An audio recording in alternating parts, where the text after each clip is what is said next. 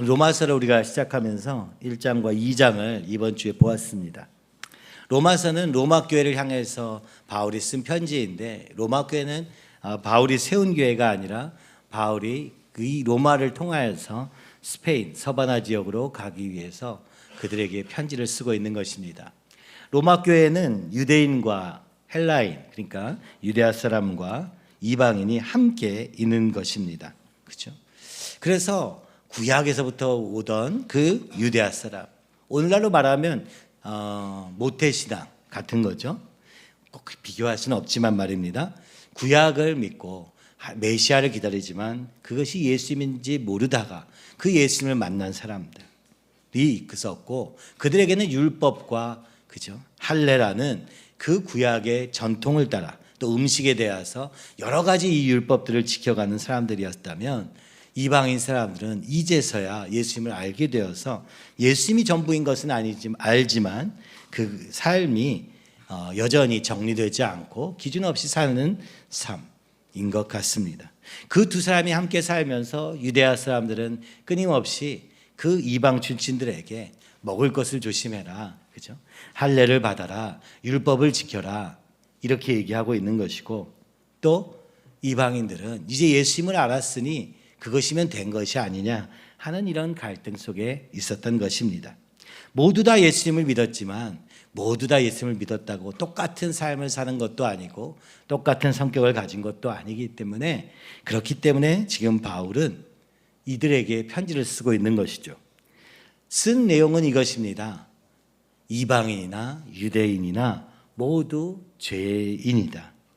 그 죄로부터 구원하신 분이 예수님이기 때문에 율법과 할례는, 진정한 율법을 지키는 것, 진정한 할례는 무엇인가를 설명하는 것이 오늘 본문인데, 여기 29절에 보니까 겉으로 유대아 사람이라고 해서 유대 사람이 아니고, 그렇죠?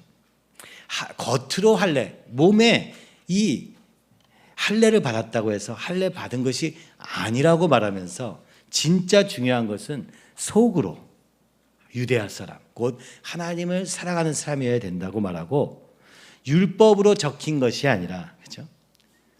에스겔서에서 얘기하는 것처럼 마음에 성령님이 계심으로 말미암아 마음의 한 할례가 참된 할례라고 설명하고 있는 것입니다. 할례는 무엇입니까? 불필요한 것을 잘라내는 것을 얘기하는 것이죠. 우리 몸에 불필요한 부분을 잘라냄으로써 오늘 그 주님과의 관계, 거룩을 상징하는 그런 할례 예식이 몸에 하는 할례가 아니라 마음에 해야 된다고 오늘 본문은 설명합니다. 마음의 할례를 받으라. 마음에서 이 불필요한 부분들을 잘라내라. 마음에서 이 거추장스러운 것들을 잘라내라. 이것이 참된 할례다. 그러면서 맨 마지막 절에 이렇게 얘기합니다. 그런 사람은 사람에게가 아니라 하나님께 칭찬받습니다. 오늘 우리는 사람에게 칭찬받기 위하여 애쓰고 있습니다. 왜냐하면 보이는 것이 사람 때문입니다. 근데 바울은 얘기합니다. 사람에게 비난받고, 그죠? 조롱받아도 하나님께 칭찬받는 것이 있다. 그죠? 그러니까 사람에게 칭찬과 하나님께 칭찬이 다르기 때문에 이것을 구별한 것 아니겠습니까? 그래서 사람에게서 칭찬받는 것을 포기하고 하나님께 칭찬받아라. 예수님을 믿는다는 것이 때로는 칭찬받는 일이기도 하지만 때로는 이해할 수 없기에 무시당하고 멸시당하고 조롱당하기도 합니다. 그런데 이 마음의 한 할례는, 그죠? 사람에게 칭찬받는 것이 아니라 하나님께 칭찬받는 것이다. 즉 아무도 나를 인정해 주지 않더라도 하나님은 기뻐하신다라고 얘기하는 것입니다. 참 어려운 일이죠. 겉으로 하는 모든 것은 진짜가 아니고 속으로 해야 되는데, 속으로 해야 되는 이 할례는 사람은 볼 수도 없다는 것이죠. 오직 하나님만 아신다. 하나님과의 관계에서의 이 할례를 강조하면서 2장을 마무리하게 됩니다. 그래서 2장의 이 내용이 1, 2장의 아주 중심부에 있다고 볼 수 있습니다. 우리의 겉이 아니라 마음의 중심에 무엇이 있는가, 그 마음에 진짜 할례를 했는가, 그 할례는 어떻게 합니까? 우리가 하는 게 아니라 성령님을 통해서 하는 것이다. 성령님은 어떻게 통합니까? 예수님을 믿을 때 성령님이 우리 안에 내주하셔서 우리 마음의 불필요한 부분을 잘라내실 때 말씀과 성령으로 구별되는 삶, 이것이 마음의 할례다. 이렇게 설명하는 것이죠. 이것이 이제 결론이라면 바울은 어떻게 시작합니까? 1장의 시작은 이렇게 됩니다. 특별히 이번에 새한글 성경을 읽으려고 했던 것은 새한글 성경이 아직 많은 사람이 쓰는 것도 아니지만 무엇보다 대한성서공회에서 시작하고 있는 한글이 쉬운, 그죠? 한글의 어순을 따라서 조금 이해하기 쉽게 쓴 새로운 시도인 것 같고, 이것이 이해하기가 괜찮은 것 같다는 생각이 들어서 조금 어려운 단어들을 다 제하고 긴 문장들을 짧게 한 이 새한글 성경을 통해서 내용을 다시 한번 보면 좋겠다, 이런 생각이 들었습니다. 지난 20년 동안 이 로마서를 우리 교회에서 몇 번 했습니까? 수양회를 비롯해서 한 3-4번은 한 것 같고요. 그 설교들이 앱에 있으니까 여러분 한번 다시 들어보시는 것도 좋을 것 같습니다. 그러나 이 본문을 한번 새롭게 읽음으로 그 개역개정, 우리가 큐티책에는 개역개정으로 되어 있는 부분과 이 새한글 성경을 둘 다 읽으면서 한번 비교해 보면서 읽으면 도움이 되겠다 싶었습니다. 바울은 1장 1절에서 이렇게 말합니다. 바울입니다. 그리스도 예수님이 부르시는 종입니다. 사도로 부르심을 받아 하나님의 복음을 위해서 따로 구별된 사람입니다. 바울이 쓴 편지라는 것이죠. 근데 자신을 소개할 때 어떻게 소개합니까? 예수님의 종입니다. 이상하다. 왜 종이 되었지? 죄로부터 자유하게 돼서 자유인이 되지 않았나? 근데 바울은 굳이 자신을 예수님의 종이 되었다 라고 말합니다. 오늘 우리는요, 이 세상은 오늘 우리에게 이렇게 얘기합니다. 네가 주인이 되어 살아라. 네 기준대로 살아라. 왜 다른 것에 어떤 권위든 누가 얘기하는 것에 구애받지 말고 네 스스로 살아라, 이렇게 얘기합니다. 근데 바울은 거꾸로 얘기하는 거예요. 죄로부터 자유함을 얻었음에도 불구하고 나는 예수님의 종입니다, 이렇게 선포하는 것입니다. 성경은 우리에게 이렇게 말합니다. 사단의 종로로 타든지, 그죠? 주님의 종이 되든지 둘밖에 없다고 바울은 지금 강조하고 있는 것입니다. 나 이제 죄로부터 벗어났으니까 이제 내가 주인 돼서 살면 되는 거 아니었어? 오늘 우리 시대는 이 종이라는 말 자체가 너무너무 싫습니다. 그러나 바울은 말합니다.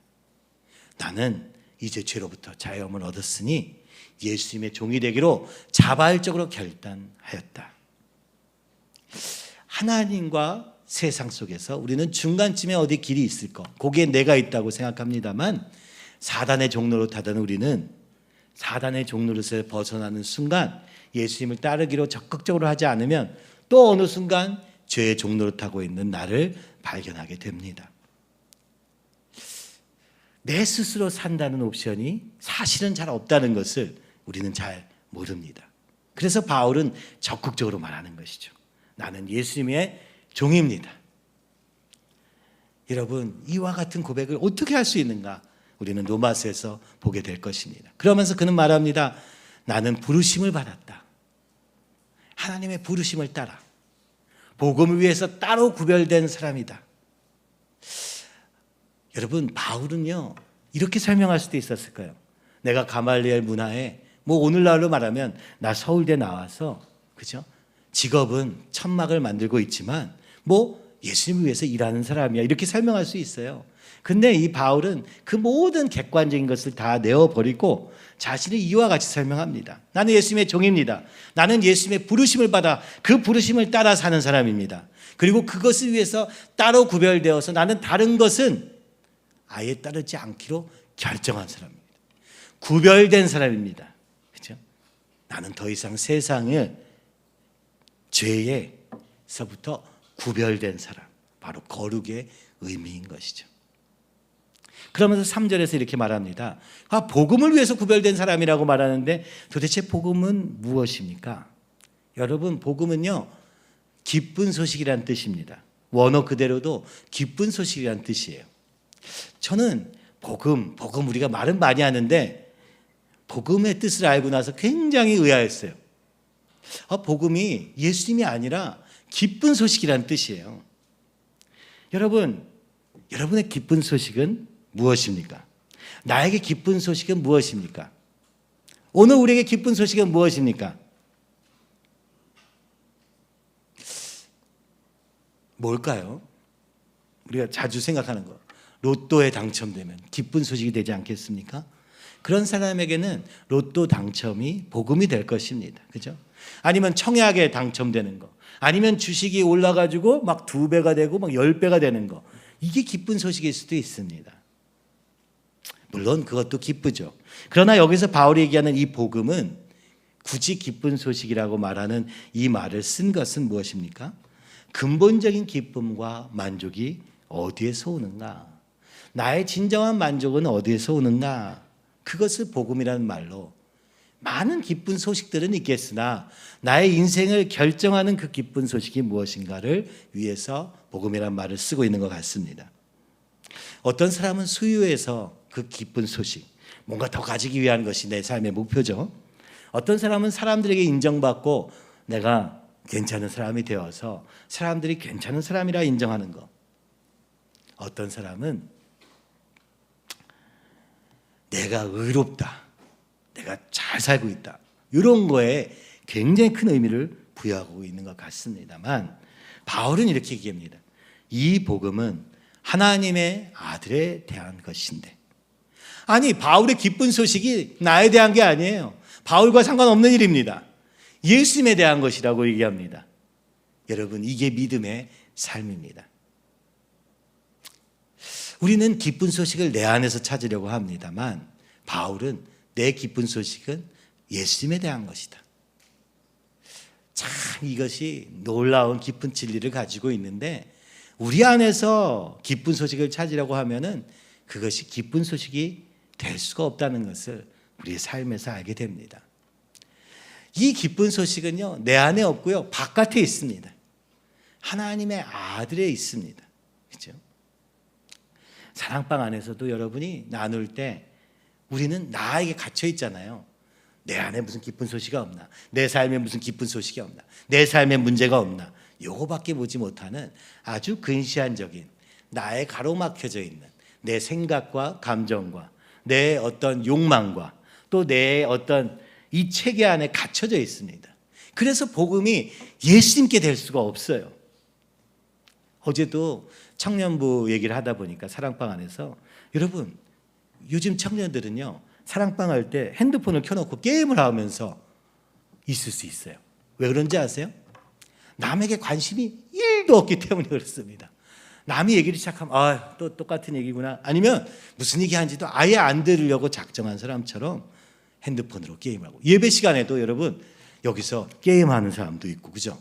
여기서 또 주식을 확인하는 사람도 있고, 여기서 뭔가 내 급한 일을 채우고, 아니 회사 메일을 보는 사람도 있잖아요. 왜 그렇습니까? 여러분, 그래서 여러분의 기쁜 소식은 항상 내 안에 있는 거예요. 그게 뭐든 간에.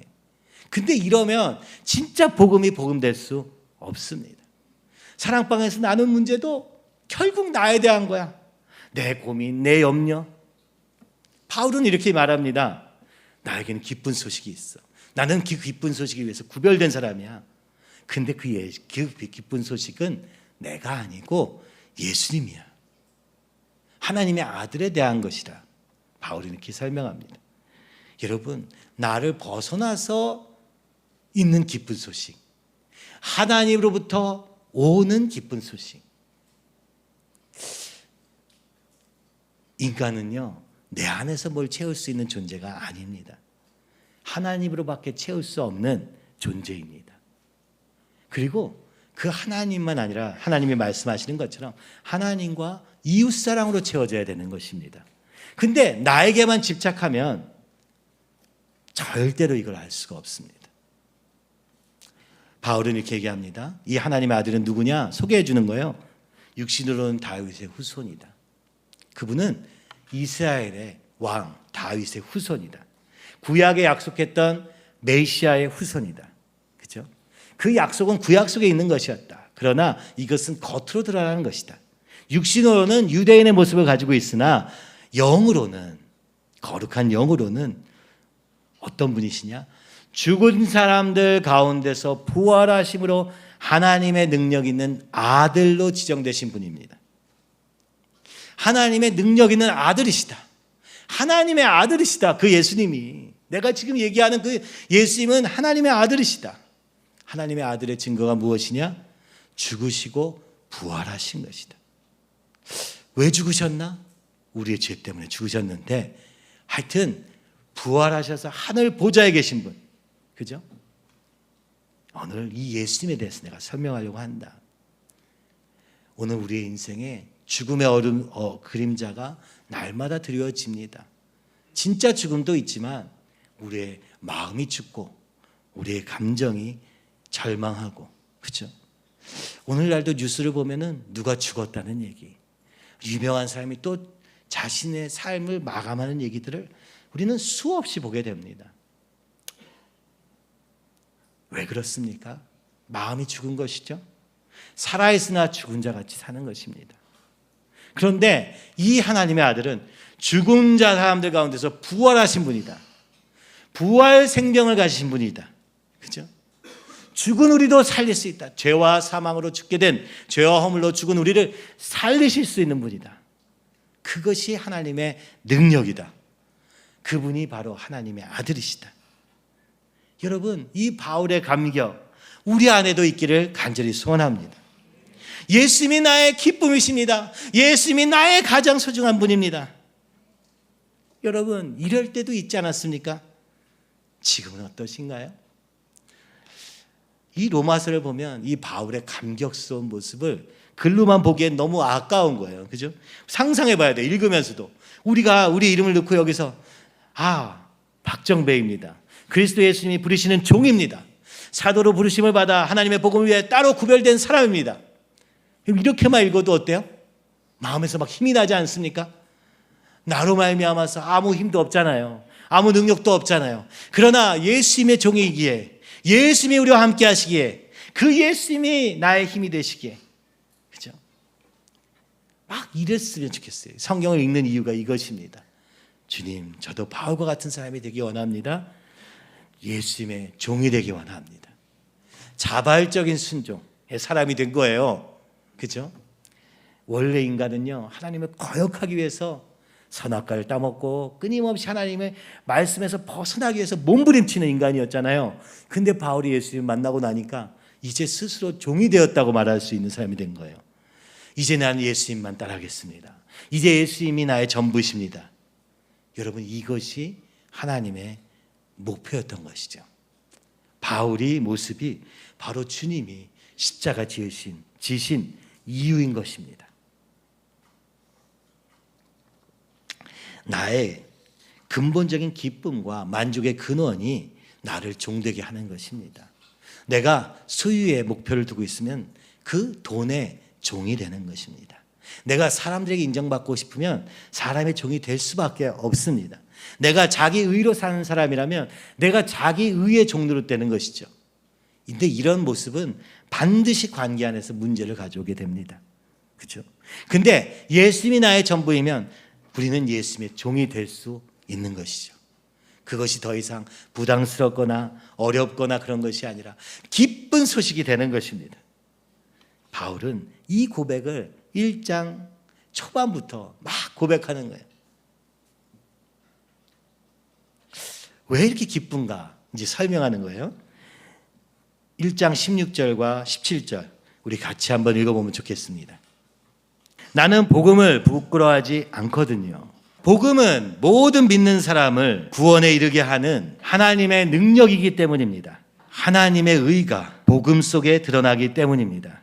믿음에서 시작하여 믿음으로 끝나는 일이지요. 성경에 이렇게 적혀 있는 대로입니다. 의인은 믿음의 기초에서 살 것이다. 바울은 이렇게 얘기합니다. 나는 이 기쁜 소식을 부끄러워하지 않습니다. 무슨 얘기입니까? 부끄러워할 만하다는 거죠. 부끄러워하는 사람도 있다는 것이죠. 예수 믿는 것이 당시에는요 이상한 일이 되었습니다. 이 미친 사람들, 그런 평가를 받고도 있었던 거예요. 그들이 하는 모든 행동이 이상하게 보이는 거예요. 로마에서 그들은 원래 황제를 숭배하고, 그죠? 다른 것들을 숭배하면서 살게 되어 있는데 이들은 예수님이라는 사람을 믿는다는 것이 도대체 이게 무슨 말인가 이해할 수 없었습니다. 근데 그는 말합니다. 이 예수님에 대한 소식은 모든 믿는 사람, 유대인만 아니라 누구나 믿기만 하면 구원에 이르게 하는 하나님의 능력이 되기 때문입니다. 우리를 구원하시는 능력이 된다는 거예요. 어디선가 우리를 건지신다는 거예요. 그러면서 말합니다. 하나님의 의가 복음 속에 드러나기 때문입니다. 여기에는 하나님의 의로우심이 있다. 하나님이 얼마나 의로우신 분인지 나타난다. 거기 안에 있다. 그죠? 하나님의 의가 나타난다. 그것은 하나님이 얼마나 의로운 분이신지, 또 하나님이 우리에게 기대하셔서 창조하신 목적, 하나님의 기준이 무엇인지도 드러난다는 거예요. 그러면서 어떻게 돼요? 믿음에서 시작하여 모든 믿는 사람을 구원에 이르게 하니까 믿음으로 말미암아 시작되고요, 믿음으로 끝나게 된다는 것이죠. 그것이 믿음으로 끝난다는 건 뭐예요? 우리의 모습이 하나님의 의로우심이 이루어지는 거룩한 하나님의 형상으로 끝나게 될 것이라는 거예요. 그러니까 하나님이 얼마나 우리를 사랑하셨는지가 그 안에 드러나지만 그것은 그저 거기서 끝나는 것이 아니라 그 하나님의 의가 나의 것이 되게 하시는 일이다. 믿음으로 시작해서 믿음으로 끝나는 것. 믿기만 하면 죄인인 우리를 건지시고, 믿음으로 끝까지 인내하면 우리 안에 그 하나님의 의가 임하여서 죄인일 수밖에 없는 우리가 하나님의 의인이 되어지는 놀라운 일로 끝나는 것이다. 그러면서 성경에 이렇게 적혀 있는 대로입니다. 의인은 믿음에서 기초해서 살 것이다. 그러면서 여기서 어디를 지금 인용하는가 보니까 하박국서를 인용하는 것이에요. 하박국, 먼저 하박국 얘기를 좀 먼저 해보면, 하박국서를 왜 인용했는가? 여러분, 이 본문은요, 바울도 지금 여기서 하박국서를 인용하지만 마틴 루터도 바로 이 하박국서를 통하여서 예수님에 대해서 이야기가 되었다고 그는 말합니다. 의인은 믿음으로 말미암아 살 것이다 라는 말이 무엇이냐? 중세 시대에는요, 어떻게 선하게 살 것인가를 굉장히 노력한 거예요. 이제 이미 우리가 구원받았으니 어떻게 해야 선하게 살 수 있을까? 그래서 헌금을 하면 천국에 가고, 뭐 이거를 하면 이렇게 되고, 저렇게 하면 저렇게 되고, 우리의 삶을 다 행위로 바꿔놓은 거예요. 특별히, 그죠? 이 교황과 이 카톨릭 교회가 원하는 방향으로 그것을 사용했던 것이죠. 그래서 면죄부라는 것까지 이용해서 성 베드로 성당을 짓기 위해서 건축 헌금을 모금할 때도 이 헌금을 내면 천국으로 갈 수 있다고까지, 그죠? 모든 사람이 그렇게 믿은 것은 아니지만 강조하다 보니 그렇게 되었습니다만, 이 마틴 루터가 이것이 잘못되었다고 얘기하면서 종교개혁이 시작되었고, 그가 붙잡았던 말씀도 바로 하박국서의 말씀입니다. 하박국서는 이렇게 시작합니다. 언제까지입니까 여호와여, 도와달라고 내가 외쳐도 주님은 들어주지 않으십니다. 하박국서는 딱 한 가지 주제를 가지고 책을 이루고 있어요. 멸망한 이스라엘, 그리고 죄가 관영한 이스라엘, 이스라엘을 핍박하는 온갖 열방과 온 세상에 관영한 죄로 인하여서 하박국이 고통하면서 외치는 것입니다. 하나님, 아무리 외쳐도 들어주지 않으시니 왜 이 세상이 이렇게 되었습니까? 무슨 까닭으로 주님은 내가 불의를 보게 만드시며 불행을 지켜만 보고 계십니까? 멸망과 폭행이 나의 앞에 있고 다툼과 싸움밖에 없는 이 세상, 하나님의 말씀 무력해졌고 정의는 결코 나올 수 없는 이 세상, 악인이 의인을 애워싸고 있기 때문에 의인이 살 수 없는 지경에 이르러서 정의가 뒤틀려서 나옵니다. 정의가 실종된 사회, 왜 하나님은 이것을 지켜만 보고 있습니까? 죄로 고통받는 세상 속에서 왜 하나님은 일하시지 않습니까? 그는 외쳤습니다. 1장에서 이렇게 외치면서 1장, 2장, 3장을 통하여서 그가 계속해서 답답했던 것은, 오늘날 이 세상이 그런 것처럼 하나님 왜 살아계신데 하나님의 의로운 세상은 임하지 않고 오히려 악인이 형통하는 세상이 되어버렸습니까? 왜 물질과 자기 의가 만연한 세상이 되어 오늘 하나님보다 더 우상들, 돈과 자기를 섬기는 일들이 가득한 세상이 되었습니까? 나밖에 모르는 삶. 어떻게 살아야 됩니까? 라고 외칩니다. 그러고 나서 하박국 3장에서는 하박국이 답을 얻게 됩니다. 3장 2절입니다. 여호와여, 내가 주께 대한 소문을 듣고 놀랐나이다. 여호와여, 주는 주의 일을 이 수년 내에 부응하게 하옵소서. 이 수년 내에 나타내시옵소서. 진노 중에라도 긍휼을 잊지 마옵소서. 2장에서 무슨 얘기를 했냐? 하나님이 하박국에 주신 답은 무엇이었습니까? 내가 이 열방들을 반드시 치리라. 이스라엘을 괴롭히는 그 모든 열방들을 반드시 심판하리라. 이렇게 말씀하십니다. 근데 그게 지금이 아니에요. 오늘 이 문제를 들고 나갔는데 답은 언젠가는 이 죄악된 열방들을 심판하실 거다. 이 죄와 세상을 심판할 거다 말씀하신 거예요. 근데 신기하게도 놀랍게 3장에서 하박국은 하나님의 응답을 받은 하박국은 어때요? 절망을 하지 않아요. 안 된다는 얘기구나. 지금 아니라는 얘기구나. 근데 오히려 하박국은 어떻게 얘기해요? 주는 주의 일을 이 수년 내에 부응하게 하옵소서. 주님의 때에 하시옵소서. 근데 만약 가능하다면 진노 중에라도 긍휼을 베푸셔서 지금 일하여 주시옵소서. 그러니까 지금 일하실 것 같지 않은 거예요. 그렇게 말씀도 하지 않으셨어요. 그러나 하나님을 만나니까 하박국 안에 그 말씀으로 인한 위로가 임한 것이요, 그 말씀으로 인한 소망이 생긴 것입니다. 여러분, 우리의 삶에도 주님 너무 어려워요, 힘들어요, 도와주세요 해도 우리의 삶에 응답이 없을 때가 있어요. 그러나 하나님을 만나면, 하나님의 응답을 받으면 어떻습니까? 그것이 되었냐 안 되었냐 상관없이 내 마음속에 힘이 생깁니다. 하나님에 대한 신뢰가 생깁니다.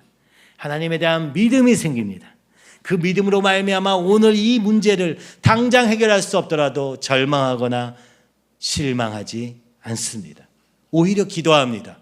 주님, 우리의 죄를 인정하며 진노 중에라도 긍휼을 잊지 마옵소서.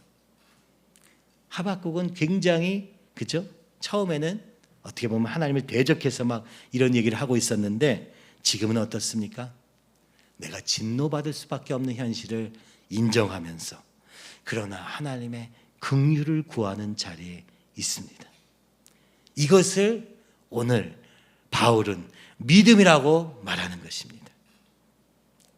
하박국 3장 16절부터 그는 이렇게 외칩니다. 내가 듣고서 나의 창자가 흔들렸고 그 소리에 나의 입술이, 하나님을 만난 순간을 그가 이렇게 얘기하는 거예요. 그가 주님을 만났을 때 내 속이 완전히 다 뒤집어졌어요.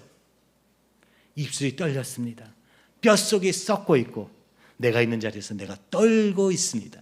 거룩하신 하나님을 만났더니 내 안에 썩은 것들이 다 느껴지는 거예요. 두려움에 떨기 시작합니다. 내가 지금 하나님께 뭐라고 할 지금 그런 자리에 있는 게 아니구나. 진노받아 마땅한 자리에 있구나. 이걸 깨닫게 된 거예요. 내가 잘못했다 이런 느낌이 아니에요. 그 거룩하신 하나님 때문에 나의 죄인됨을 깨달으면서, 그래서 내가 조용히 기다리고 있습니다. 우리에게 쳐들어오는 백성에게 닥칠 어려운 날을, 언젠가 하나님이 오셔서 이 죄와 그 죄된 세상을 심판한 날을 나는 기다리겠습니다. 무화과 나무 잎이 마르고 포도나무의 열매가 없으며 올리브, 그죠? 농사가 잘못되고 밭에서 먹을 것이 나지 않습니다. 우리에서 양떼가 사라지고 외양간에 소떼가 없습니다. 그렇더라도 나는 여호와를 생각하며 즐거워하겠습니다. 나는 구원의 하나님을 생각하며 기뻐하겠습니다.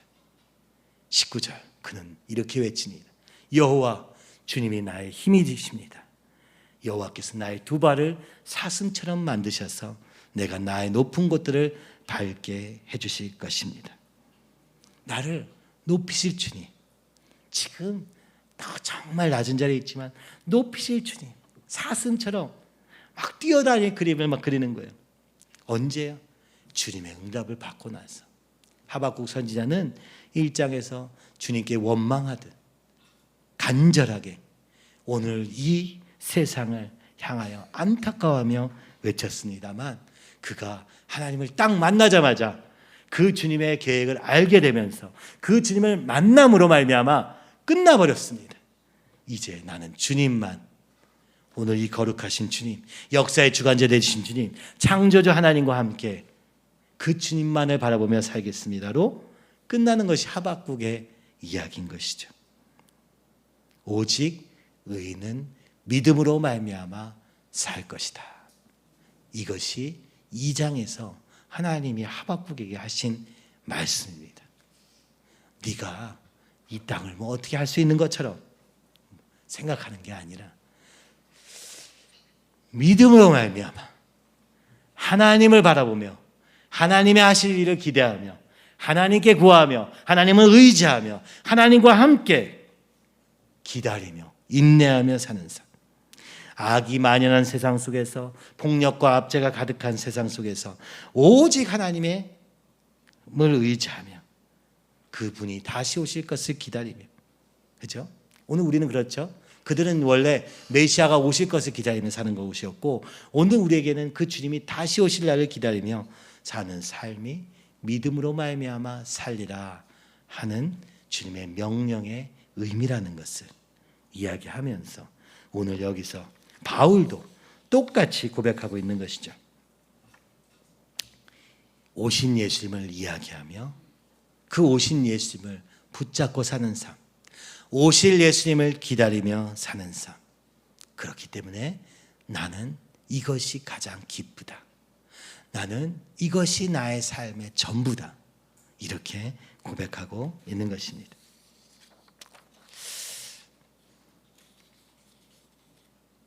어디서부터 그러면 우리를 여기서 건지기 원하는 것입니까? 왜 우리에게 구원이 필요하다는 것입니까? 바로 죄로 말미암아 죽은 우리를 얘기하고 있는 것이죠. 1장에서는 끊임없이 설명을 하고 있는데요, 죄가 무엇인가 설명합니다. 죄는 하나님 없는 마음입니다. 우리 마음에 하나님이 없으면 바로 그것이 죄의 상태입니다. 그렇죠? 그리고 죄의 결과도 알려주세요. 그것은 무엇입니까?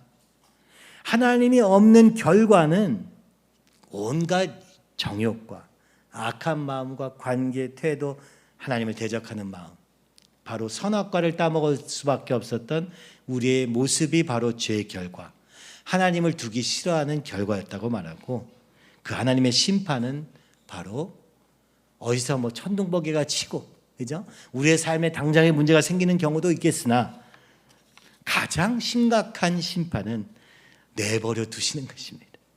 내버려 두시는 것. 그냥 네가 너 지금 그대로 살아라 라고 내버려 두는 것이 가장 큰 심판이라고 말합니다. 이게 어디 써 있습니까? 21절에 나옵니다. 하나님을 알면서도 어떻게 합니까? 천지를 지으신 하나님 앞에서 지으신 분이 계시구나. 그러면 어떻게 이 세상을 살아야 되지? 어떻게 사는 게 진짜 좋을까? 이렇게 생각하기보다는, 그죠?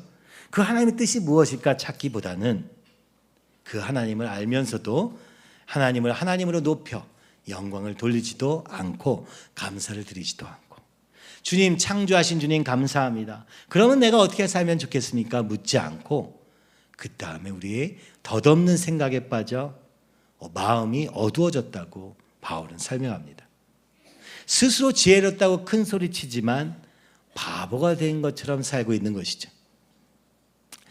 우리의 개똥철학, 이렇게 인생은 살면 된다는 온갖 세상의 소리와 내 안의 목소리, 그것이 여러분의 인생을 해결해 주십니까? 아니요. 오히려 바보처럼 되어버립니다. 썩어 없어지지 않는 하나님의 영광을 덧없이 썩어 없어질 사람과 새와 네발지순과 기어다니는 짐승의 모양으로 바꿔놓아 오늘도 우리는 사람을 따라다니고 물질을 따라다니며 살고 있는 것이죠. 썩어 없어지지 않는 하나님의 영광은 보지 못하고 언젠가 없어질 게 분명함에도 불구하고 그것에 집착하는 삶. 그래서 그렇죠? 하나님을 높이지 않는 마음이면 어떻게 된다고? 이렇게 될 수밖에 없다는 거예요. 하나님의 영광을 향해 사는 삶이 아니면 썩어 없어지는 사람과 물질의 세상에 종로를 탈 수밖에 없다는 것입니다. 그것을 우리는 선택하고 있다는 것입니다. 그래서 하나님은 그 심판의 결과는 그들을 자기네 마음에 품은 욕망에 넘겨주어 내 마음에 오는 욕망대로 살도록 내버려 두신다는 거예요. 더러운 짓에 빠지게 두셨습니다. 그 욕망의 결과는 말할 수 없이 더러움에도 불구하고 우리가 하나님을 거역한 대가를 그냥 두시는 것으로 두셨다는 거예요. 그래, 그럼 네 욕망대로 한번 살아봐라. 어떻게 되나 한번 보자. 그래. 사실은요, 살아가시면 어떻겠어요? 우리의 자녀가 잘못된 길을 갈 때 우리가 내버려 둡니까? 내버려 두지 않는 게 사랑이죠. 근데 우리가 그 하나님을 거역했기 때문에, 선택했기 때문에, 그렇기 때문에 내버려 두시는 것이죠. 자, 하나님을 압니다. 안다면 하나님께 영광 돌리고 하나님께 감사하는 삶을 드려야 돼요. 근데 그렇게 하기보다는 어떻게 해요? 그거보다 또 좋은 방법이 있을 것 같은데, 다른 게 더 나을 것 같은데, 심지어 하나님이 말씀하신 선악과 먹지 말라 할 때 그 하지 말라는 명령을 도저히 지킬 수가 없어. 오히려 그게 너무 좋아 보여. 이게 우리의 죄성입니다. 이게 우리의 반역의 마음입니다. 말씀대로 살지 않으려고 아주 발버둥 치던 우리의 마음이 있는 거예요. 그게 우리의 죄거든요. 죄의 본성이죠. 그래서 어떻게 합니까? 스스로 지혜롭게 할 만큼 저 과일이 너무너무 좋아 보여요. 근데 그렇게 해보니까 어떻게 돼요? 하나님의 영광을 놓쳐버립니다. 우리의 삶에 하나님의 영광이 드러난 일은 없어요. 오히려 더러운 죄의 모습만 나타나게 돼요. 하나님 없는 자리에는 정욕이 우리의 주인이 됩니다.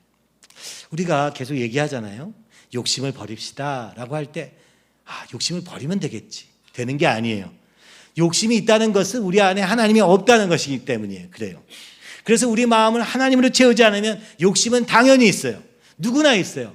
하나님이 잠깐 우리 마음에 하나님을 거절하는 순간 욕심은 들어오게 되어 있어요. 사단은 들어오게 되어 있어요. 죄는 들어오게 됐어요. 그리고 그 결과는 나타나게 되어 있어요. 28절에도 이렇게 쓰여져 있습니다. 그들은 하나님이 인정하는 것을 가치 있게 생각하지 않았습니다. 1장 28절인데요. 이게 원래는 어떻게 되어 있어요? 개역개정에서는? 여러분이 잘 아시는 것처럼. 또한 그들이 마음에 하나님 두기를 싫어하매. 하나님 두기를 싫어하매. 개역개정에 이렇게 되어 있고, 이 새 한글 이렇게 번역해 본 거예요. 하나님 인정하는 것을 무가치하게 여기는 거예요. 그거는 뭐 별거 없어. 그래봐야 뭔 소용 있어. 그게 하나님 두기를 싫어하는 거예요. 그러니까 하나님을 가치 있게 생각하지 않으니까 어떻게 하나님이 우리를 무가치한 정신 상태에 넘겨주셨다. 그래, 그러면 너 무가치한 걸 위해서 계속 살아라. 그리하여 그들을 부적절한 짓을 저지르게 두셨습니다. 여러분, 두셨습니다에다가 아주 그냥 빨간 줄을 쳐야 돼요. 여러분, 우리 죄를 지으면요, 저도 대학생 때 그런 생각했어요. 하나님 말씀 떠나서 막 제멋대로 살고 막 즐거운 대로 막 살면, 루터가 그랬던 것처럼 천둥번개가 치면은 맞을 것 같아. 하나님 심판이 그렇게 임한다고 전 생각했어요. 근데 해보니까 안 맞네. 아무 일 없네. 괜찮네. 이렇게 되더라고요. 그래서 더 그 일을 하게 돼요. 내 욕망대로, 내 원하는 대로 막 살게 돼요.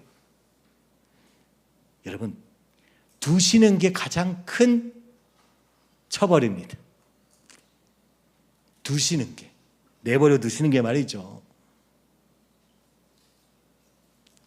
그 결과 어떻게 됩니까? 그래서 우리의 삶에 죄의 결과들이 드러나는데 29절부터 쭉 이게 나와요. 이걸 한번 정리해 봤어요. 마음에 하나님을 두지 않으면요, 우리의 욕망이 우리의 자리에 중심에 두면서 죄의 모습이 나타나기 시작하는 거예요. 그때 어떤 일이 일어나냐? 불의, 악함, 지나친 욕심, 못된 마음. 하나님 없는 마음에 임하는 마음들이 뭐냐? wickedness, 악한 마음, evil, 그죠? 사단이에요. 거의 사단이 임한 거죠. 그러니까 주님 없는 자리에는 죄와 사단이 자리 잡게 된다는 거예요. 욕망, 욕심. 여러분, 우리 욕심 버릴 수는 없어요. 제가 욕심 버리기 원합니다. 욕심 버리고 싶어요. 그렇게 기도해봐야 여러분 욕심 안 버려져요. 어떻게 하면 되겠어요? 어떻게 하면 되겠어요? 주님, 제 마음에 와주세요. 그죠? 주님, 제가 주님만 바라보기 원합니다. 이거밖에 방법이 없어요. 욕심으로 어떻게 없애요?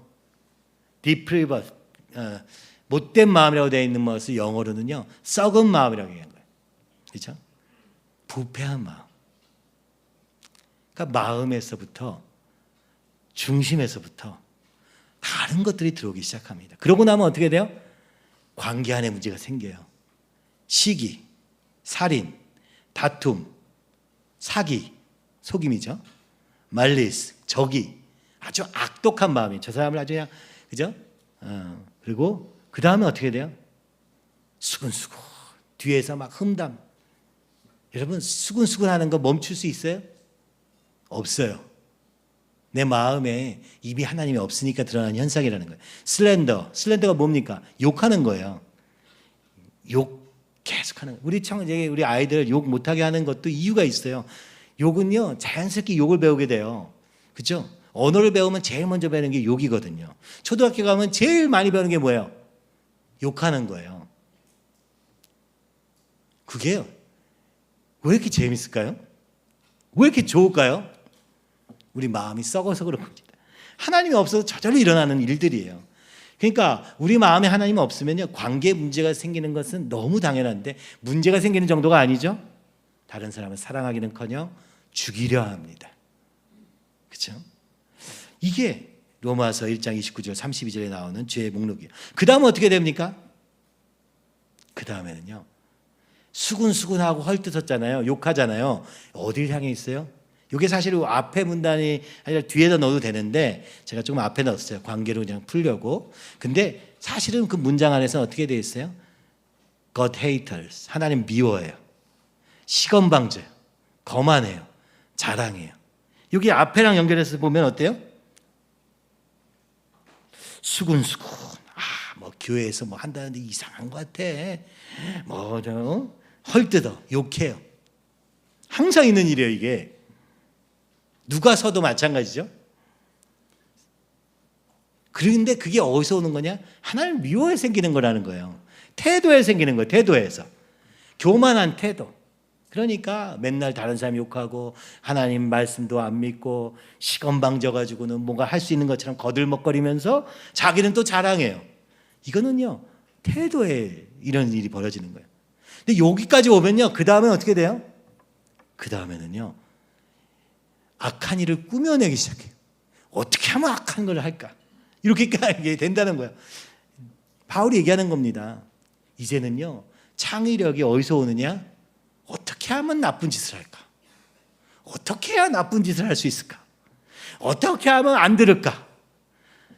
권위를 인정하지 않고 부모를 거스리는데, 이 정도면요, 거의 악하기로 작정한 사람 아니에요?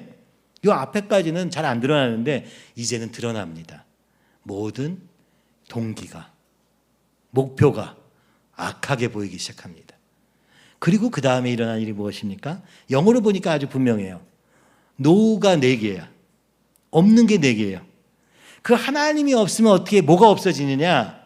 깨달을 수가 없게 돼요. 약속을 지킬 수 없게 돼요. 그러니까 약속은 뭐예요? 하나님과의 언약을 지킬 수 없게 돼요. 말씀을 따를 수가 없게 돼요. 인정머리 없다고 번역되어 있는데 영어로는 사랑이 없는 사람. 관계가 아예 안 돼요. 할 수가 없어요. 시기 질투 외에는 할 수가 없어요.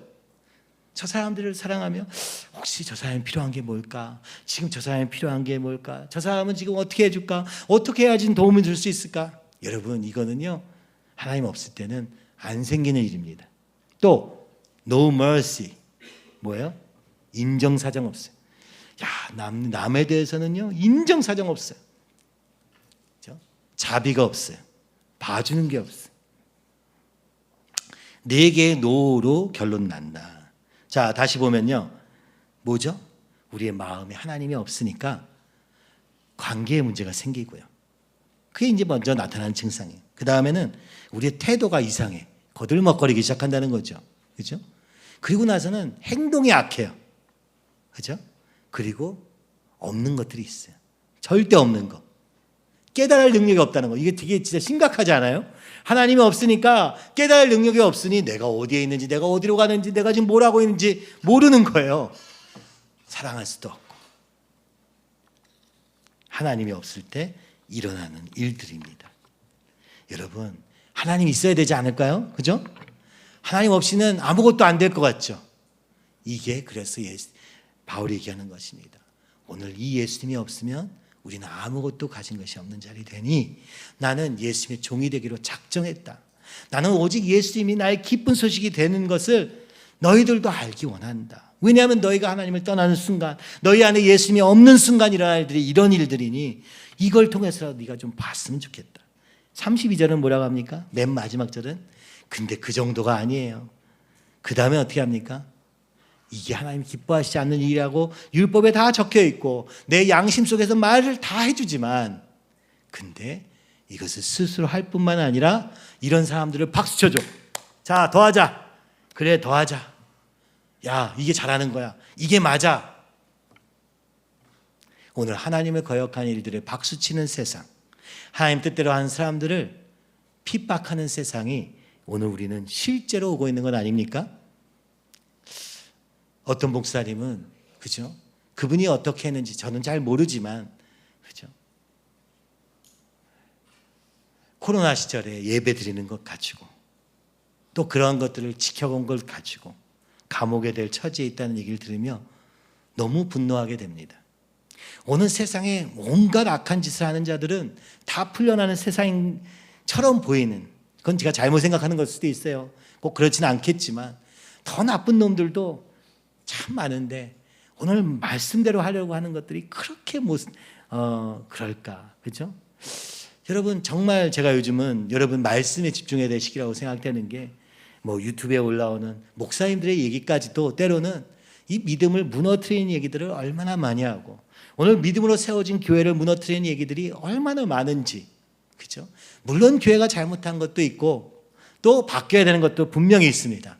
그러나 마음을 새롭게 함으로 변화를 받아 하나님의 기뻐하시고 온전하신 뜻이 무엇인지 분별하기보다 세상의 관점으로 교회를 재단하고 그것으로 평가하며 오늘도 헐뜯고 욕하는 사람들을 볼 때 그들 안에 하나님을 사랑하는 것이 있는가?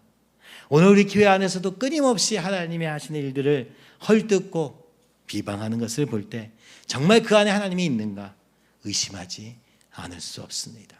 근데 세상이 이것을 박수 쳐주며 잘한다 잘한다 해서 교회들이 끊임없는 분란과 분쟁 속에서 나눠지는 시대를 오늘 우리는 보고 있습니다.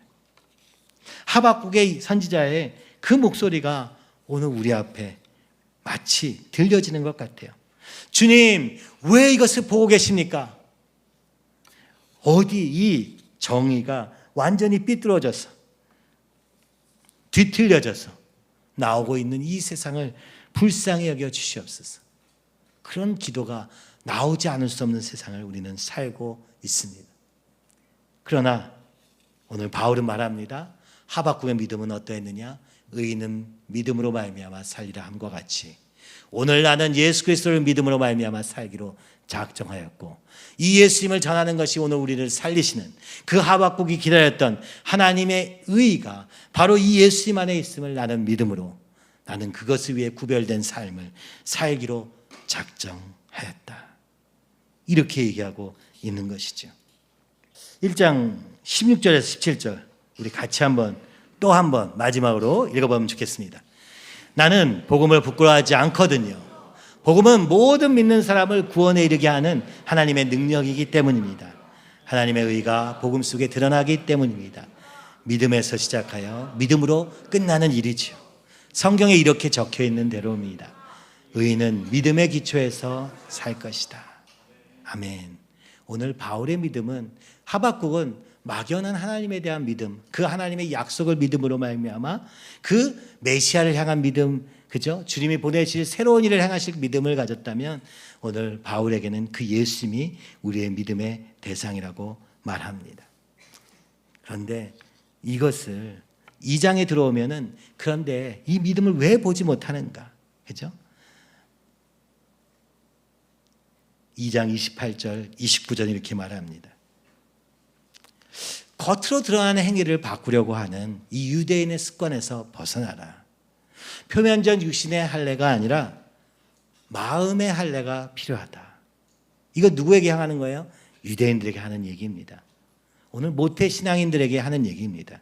교회에 대해서 나 이미 다 알고 나는 구원받았다고 확신하는 사람들을 향하여서 바울은 말합니다.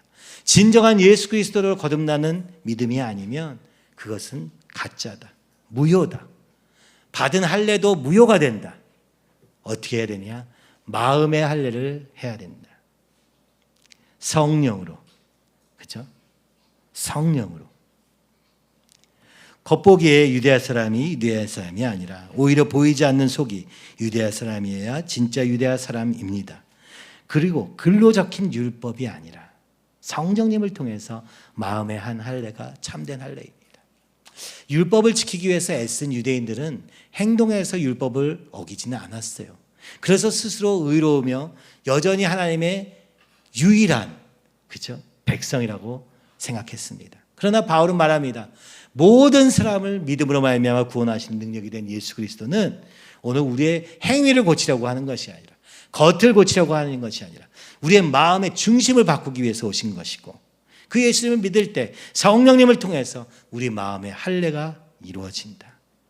그때 하나님이 기뻐하시는 진정한 하나님의 백성이 된다. 이렇게 말씀하고 계십니다. 여러분 오늘 우리의 마음에 할례를 하시기 바랍니다. 예수님만 바라보는 바울의 고백이 우리의 고백이 될 때 그 예수님이 우리 안에 성령님으로 거하셔서 성령님을 통해서 우리 마음에 새겨주시는 그 율법으로 말미암아 생명의 성령의 법으로 말미암아 사는 우리가 될 때 이제 믿음으로 말미암아 시작되었다면 믿음으로 끝나는 하나님의 의를 향하여 말씀에 순종할 수 진정한 순종 외면적 순종이 아니라 마음의 변화로 말미암아 진정한 말씀에 순종을 할 수 있는 하나님의 형상으로 변화되는 하나님의 사람으로 변화되는 놀라운 역사가 마음의 할례로부터 이루어진다. 그러니까 우리의 죄와의 싸움은 마음의 할례를 할 때 가능합니다. 세상의 욕심을 따라가는 삶을 끊어버려야 됩니다. 잘라내버려야 됩니다. 지금 당장은 그것이 큰 문제가 되는 것 같지 않아요. 지금 당장 세상의 사람들보다 더 악하게 살고 있는 것 같지도 않아요. 그러나 마음에 하나님이 없음으로 말미암아 일어날 일들이 내 삶에 차근차근 드러나서 믿었다 하는 그죠? 고백은 있으나 믿음으로 시작은 할 수 있으나 믿음으로 끝나지 않는 삶이 될 때 우리의 삶에 이 복음이 능력이 될 수 없습니다. 로마서 12장 1절에 2절에 있는 것 같이 그렇죠? 우리의 삶의 예배가 진정한 하나님이 기뻐하시는 예배가 되려면 우리의 삶이 진정 하나님이 기뻐하는 삶이 되고 우리의 인격이 진정 하나님의 형상을 닮은 인격이 되려면 믿음으로 시작해서 믿음으로 끝나는 데까지 우리의 마음에 성령님이 거주하시고 그 주님이 주인 되어 주셔서 주님이 기뻐하시지 않는 우리의 이 죄의 본성들을 잘라내기 시작할 때 할례를 할 때 그때 비로소 우리의 삶에 성령의 열매가 맺히는 것입니다. 안타까운 것은 이것이죠. 다 믿음으로 시작해요. 그러나 믿음으로 끝나는 사람은 많지 않아요. 왜냐하면 나 믿었으니까 이제 내 마음대로 살 거야 하며 내가 주인 때를 잡고 예수님을 저 한켠 창고 구석에 박아놓고 내 인생에 간섭하지 말아달라고 외치는 것이 우리의 기도이기 때문에 그렇습니다. 이미 오신 그 성령님을 거절하고 또 다시 그죠? 내가 주인 되어 살다가 내 욕망이 나를 사로잡음으로 말미암아 우리의 관계 안에 우리의 마음의 태도와 동기와 모든 중심까지도 하나님이 없는 상태와 똑같이 살 수 있는 죄의 본성을 가진 우리이기 때문에 우리가 두렵고 떨림으로 하나님 하박국같이 두렵고 떨림으로 주님이 내 마음에 계시오니 주님이 주인 되어 주시옵시고 주님 살펴주세요. 행여나 내 죄의 본성이 또 드러날 때 주님 잘라주세요. 끊어주세요. 그래서 이제 주님이 나의 주인 되어 주세요. 주님이 부르시는, 예수님이 부르시는 종이 되기 원합니다. 구별된 우리가 되기 원합니다. 여러분, 이럴 때 우리의 삶에 진짜 복음의 능력이 나타나고 바울과 같이 살아계신 주님을 드러내는 그런 놀라운 사람들로 쓰임 받을 줄 믿습니다. 여러분, 진짜 우리 이제는 그렇게 해봅시다. 죄에 대해서 얘기할 때 여러분, 나보고 어떻게 하라는 거야? 나 안 되는 거 어떻게 하라는 거야? 맞아요. 우리가 안 됩니다. 근데 하나님이 우리 중심에 오시면, 주님 내 마음에 와주세요. 주님이 우리 가운데 거하시면 끝납니다. 아멘? 노력할 필요 없어요. 노력하다가 또 그죠? 뒤집어지는 거 아니에요? 어차피 안 되니까. 하다가 실패하면 또 안 되잖아 하고 또 뒤집어지는데, 그러지 말고 주님 제 마음에 거해서 하나씩 차근차근, 그죠? 인내로, 믿음으로 이루어가는 삶이 되게 해주세요. 우리 휘래 형제도 교회 와서 그런 얘기를 해요. 이 교회에 있는 사람들은 너무 잘 사는 거예요. 내 인생은 막 그지같이 살아가지고 너무 막 비교가 돼요. 힘들어요. 막 그래요. 괜찮아요. 괜찮아요. 지금 그런 모습이어도 괜찮아요. 근데 노력해 봅시다. 주님이 우리 가운데 거하셔서 주님이 일하시도록 기도해 봅시다. 또 실패하면 그 자리에서 주님 제가 또 실패했어요. 주님 내 안에 계신 주님, 주님이 주인 되어주셔서 운전대 잡으시고 인도해 주세요. 내가 주님만 의지합니다. 여러분, 이러면 충분한 거예요. 근데 시간이 지나면서 점차 바뀌어갈 거예요. 중심에 하나님이 계시면 조금씩 바뀌어져 가고 또 바뀌어져 갑니다. 오랜 신앙생활 속에서 이제는 나와의 싸움을 멈췄으니까 여러분, 그렇다면 주님이 쓰실 수 없어요. 오늘 우리는 주님 오시는 그날까지 믿음으로 말미암아 살아야 됩니다. 끊기 어려운 죄도 오늘 우리가 주님 앞에서 날마다 실패할 때마다 또 주님께 나가, 주님 끊어주세요. 주님이 주인 되어주세요. 그때 우리의 삶이 조금씩 변화가는 것을 경험하게 될 것입니다. 유대인들과 같이 행위를 바꾸려고 하고 먹는 것을 바꾸려고 하고 모양을 바꾸려는 모습 말고, 오늘 내 안에 또 주님이, 내가 또 주인이 됐구나 느낄 때마다, 그죠? 거기서 그냥 내버려 둠을 당하지 말고 내 마음을 다시 붙잡고 주님 제 안에 오셔서 주인 되어 주시옵소서. 또다시 예수님을 붙잡는 저와 여러분이 되기를 원합니다. 그래서 우리의 삶의 동기와 우리의 힘의 근원이 나에게 있는 것이 아니라 하늘로부터 주어지는 그 독수리 날개 치는 힘으로 사는 저와 여러분이 되며, 오직 우리의 삶의 주인이 주님 되심으로 말미암아 누리는 그 기쁨과 복음, 기쁜 소식이 되어 날마다 사슴과 같이 날아다니는, 그죠? 독수리 날개 치는 힘으로 사는 저 여러분이 되기를 간절히 소원하며 우리 함께 찬양하고 기도하겠습니다.